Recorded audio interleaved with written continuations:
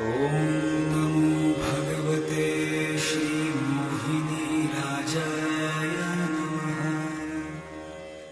बड़ी सुहानी लगती हो तुम तो नूर ए इलाही। बड़ी सुहानी लगती हो तुम तो नूर ए इलाही। भोवती या लाख तारका तू असताना नकोच काही। सोच लो वो मुलाकात भी कहाँ मिले थे हम और तुम। सोच लो वो मुलाकात भी कहाँ मिले थे हम और तुम। जवळ येता चंद्रपंजने वाजली होती छुम छुम छुम। अशा कोणत्या ओढीनं मी तुझी वाट पाहतो कळत नाही। तुझ्या हिरव्या पदरात गुंतलेलं मन कुठंच वळत नाही। का घालतोस कोडे जीव जातो उसवून, गालावर फिरवित मोर पीस का जातोस रुसवून. प्रहर सरत गेले पण चंद्र अजून उरलेला। तू तीच की तुझा देह सजून झुरलेला। ओळखलंस मला? विसरशील तरी कसा? मी स्वरा. मग दूर उभी का? अगं इतक्या वर्षांतर भेटलीस आणि दूर ये जरा जवळ बस।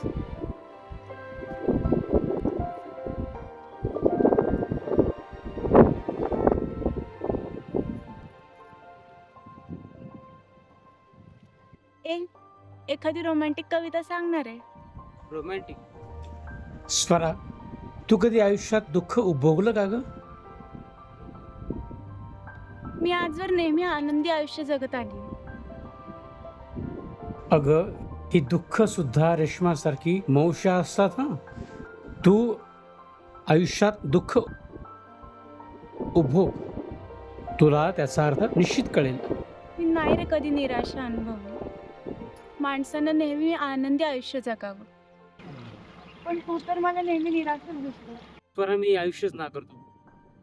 अजून मी इतकं बेचव निरस अशाही जगत आलो बा। म्हणूनच माझ्या साहित्यात तुला कधीही सुख दिसणार नाही, आहे ते फक्त दुःखच। तू इतका दर्द का मानतोस? अरे माणसाने हसत खेळत जीवनाला तोंड दिलं पाहिजे.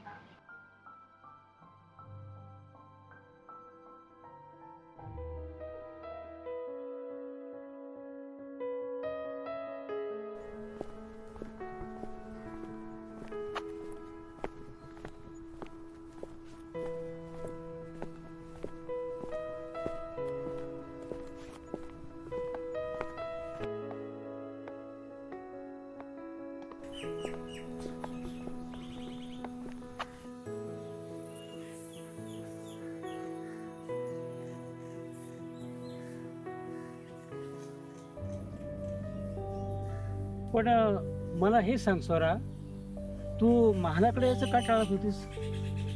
अरे माझ्या छातीत दुखायला लागतं जर काही झालं तर.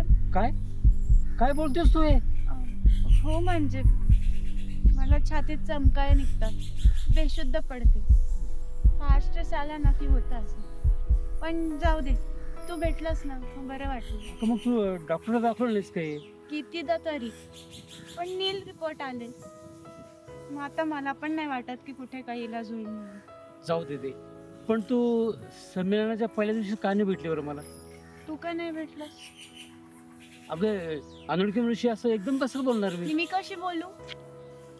जेव्हा मी कॉलेजमध्ये पहिल्यांदा आले ना, तेव्हा मला मुलांकडून तुझ्याबद्दल, तुझ्या कादंबरींबद्दल कळलं. तेव्हाच वाटलं तुला भेटावं, तुझ्याशी बोलावं. पण तुलाच एवढा भाव लागला होता ना?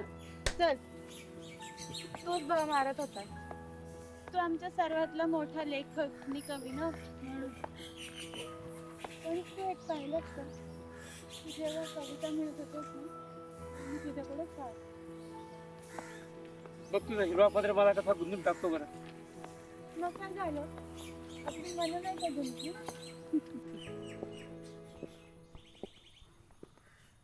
हा, तेव्हाही मला तुझी कविता खूप आवडली हा।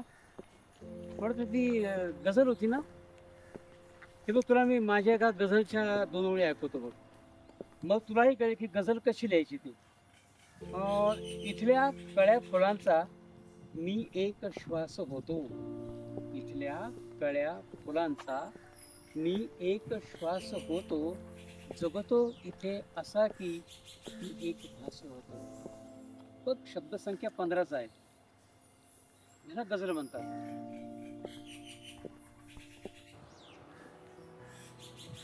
आवडली नाही गझल? अरे जगच काय, मला तू पण खूप खूप आवडते. तू शांत काय, बोल ना काहीतरी.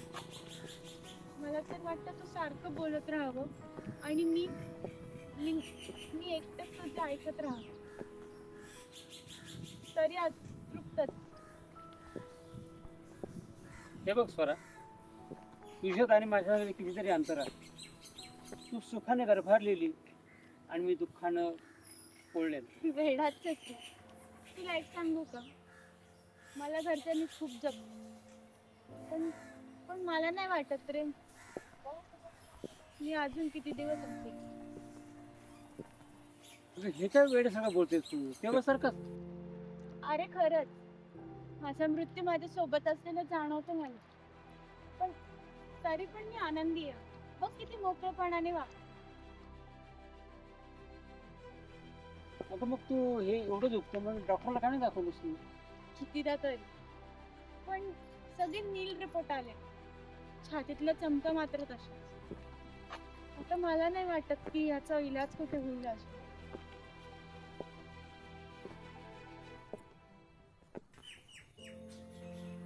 ही सोन्याची का गई? छान आहे. स्वरा, तू खरं पहिल्या दिवशी भेटली असतीस तर. जाऊ दे, मी दुर्दैव आहे. ती निखळ हसरी मैत्री मला फार उशिरा मिळाली बघ. मला निघायचंय माझ्या गावात. हा निरोप द्यायचा कसा? आता नको देऊस ना मग. पण ती गेली. मी एकटाच रात्रभर कोलाहलाने गांगरून गेलो. स्वरा अशीच. तिच्या रेशीम केसातही फारसा गुंता नाही. ती मुक्ताळलेली, प्रसन्नता डोळ्यात, अंगावर हिरवी साडी, हिरव्या शालूसारखी, पदर कितीतरी मोठा, सडपातळ, उंचेली, चेहरा मुलायम, गळ्यात सोनसाखळी, नाकात मुरणी, हिरव्या सृष्टीचे सारे हिरवे कर्दळी रंग तिच्यातून जन्मलेले, सारी झाडं तिच्या हिरवाईनं लहडलेली, सारी फुलं तिचा रंग गंध लेवून फुलारलेली. हे निळं आकाश केवळ तिच्या हसऱ्या मनाचं प्रतीक.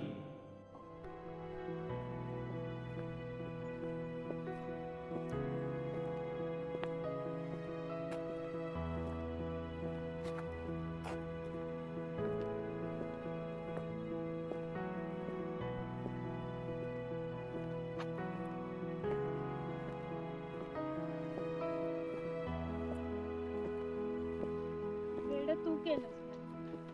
ए, तू माझ्या तळहातावर मेहंदी काढणार होता. काढणार की तुझ्या गावी आल्यानंतर.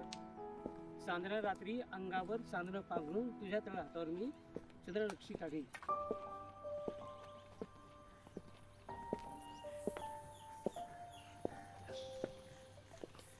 एक बस बस.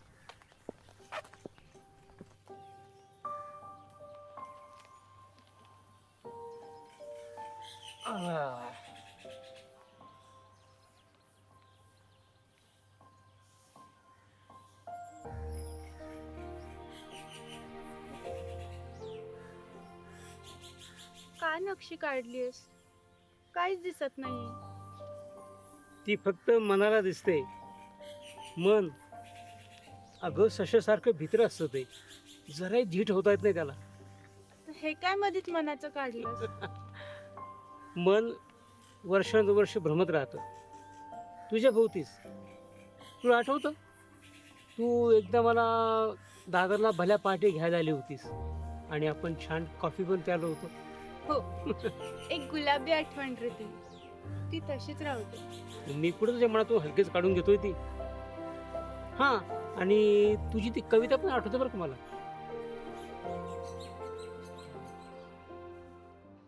काय चुकले त्या मनाची वीण तू उसवून जा. एकदा येऊन सजना चांदणे बरसून जा. झोपले जगशांतपण मी रात्र गेली जागते. मिटून साऱ्या पाकळ्यांना एक फूल मी मागते. वादळी वाऱ्यांसवे धुंद मज बिलगून जा. एकदा येऊन सजना चांदणे बरसून जा. चल पुन्हा हातात घे हा हात माझा चांदण्यांचा. अजून आहे सांग का रे राग माझ्या वागण्याचा. छेड मज तू छेड सजना क्षणभरी रुसवून जा. एकदा येऊन सजना चांदणे बरसून जा. चांदणे बरसून जा.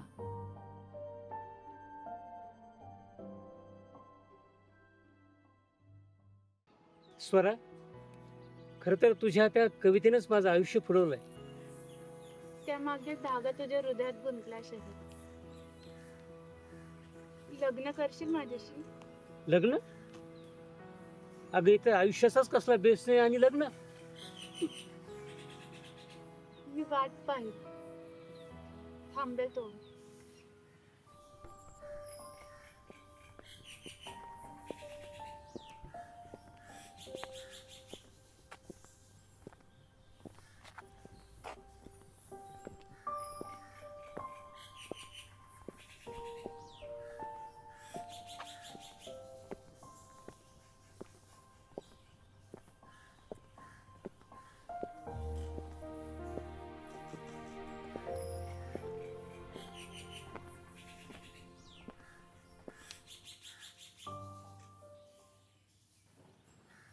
मग जॉबचं काय केलंस तू?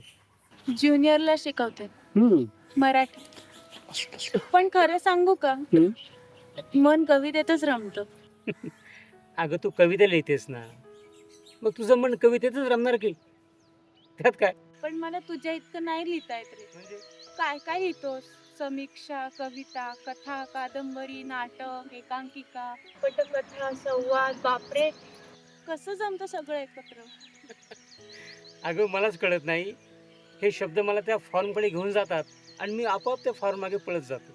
तू लावणी पण लिहितोस असं ऐकलंय मी. मग अगं कवितेचाच एक बाज आहे तो. मग ऐकव नाही कधी लावणी. तुला लावणी ऐकायचं मूड आलं. हे बघ, मी एका सिनेमात लावणी लिहिली होती. हा, भरजरी पैठणी नेसून सजले जाळ्यात ब्रह्म घ्याया. या खुल्या जीवाला लावून बसले माया. गुलछडी नारमी शेजेवर थांबले. गुलछडी नारमी शेजेवर थांबले. वाट पाहून थकले डोळे जीवाशिवाच्या भेटीसाठी. घुंगरू बांधून पाया या खुल्या जीवाला लावून बसले माया.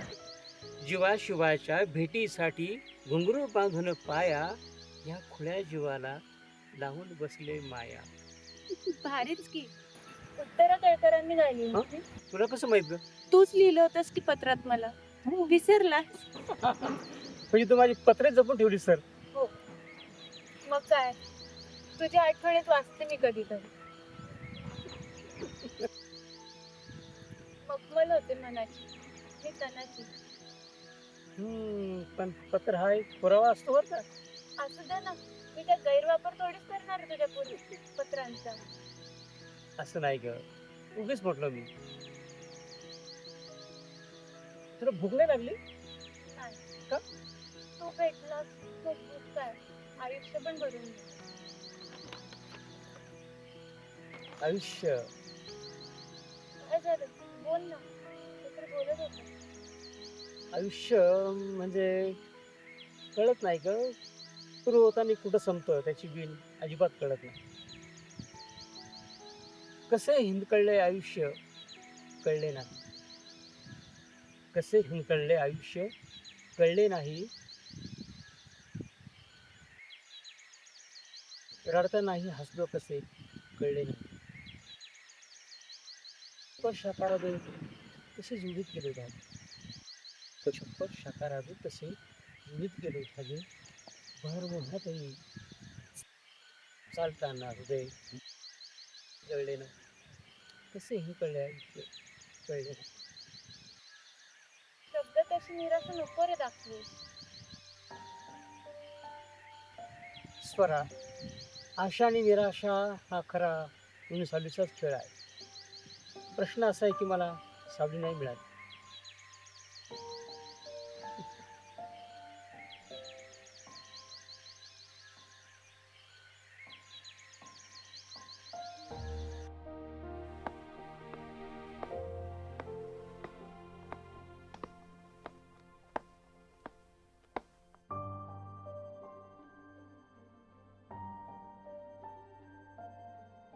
तुला एक विचारू, विचार की. तुझी सर्वात प्रिय गोष्ट कोणती आहे? मी कशाला माझं सिक्रेट सांगू तुला? सांग ना. बरं सांगतो. हे बघ, उत्तर आणि दक्षिण याच्या मधला मध्य आणि त्या मध्यापासून पुन्हा उत्तरेकडे मध्य, त्याच्यामध्ये एक शुभ्र तारा चकाकतो. तो मला खूप आवडतो बघ. मग मी तो तारा पाहतो. बराच वेळ झाला ना, मला निघायला हवं. कशाला? अगं आत्ताच आलीस आणि पुन्हा निघायची भाषा लगेच. अरे आत्ताच कुठे, किती वेळ जरी झाला तरी अतृप्तताच ना. कळीचं फुल व्हावं असं नाही वाटत का? अगं कळी आली की तिचं फुल होणारच. कळी फुटली की तिचं फुल होणारच. हा निसर्ग नियम नाही का? थांब का जरा, जाशील वेळेचे पासे नाही मोडतात आम्हा मुलींनी. म्हणजे? पण मला एक कळलं नाही स्वरा, तू यावेळी अचानक इथं कशी आली फोन वगैरे न करता, आणि नेमकं याच वेळीस, आणि मी इथं हे तुला कोणी सांगितलं? ओला मातीचा सुगंध आल्यावर मोराला कोणी सांगतं का पिसारा फुलवायला? मग घे की अनुभव चांगला त्या सुंदर वेळेचा. नाही घेता येणार. का बी? कारण अतृप्तता. आणि प्रेमात तर ते अधिक असते. भावनाच इतकी नाजूक, मुलायम, मोरपंखी असते ना, की संपूर्ण आयुष्य एका क्षणामध्ये त्यासाठी खर्च करावं लागतं बघ. म्हणूनच जन्म मरणाच्या फेऱ्यात अडकली. काळ वेळेचं भान नाही की काही नाही. असं कोड्यात काय बोलते स्वरा तू? तुला नाही कळणार. कोडच आहे. मला एक सांग, मी कशी दिसते तुला आता या क्षणी? कशी म्हणजे पहिल्यासारखी, म्हणजे 30 वर्षापूर्वी होती तशीच. तुझं अष्टावय किती? 50 पुढं तरी असेल. पण तुझं वय तितकंच का?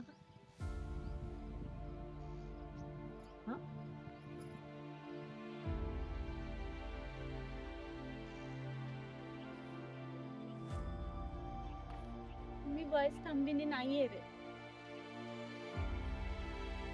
अगं मी हा विचारच नाही केला. स्वरा तू अजून चिरतरुण कशी ग? अगं माझं वय वाढलं पण तू तशीच कशी? काही कल्पना? नाही, मला नाही सांगता येत. तू सांग बरं. सांगते, ऐक. तुझ्या प्रेमाची अतृप्तता तशीच राहिली. 30 वर्षानंतर मी तुझ्या जवळ आले. तुला या हिरव्या पदरात मी बांधून घेतलं. कारण ती 30 वर्षापूर्वीच निघली.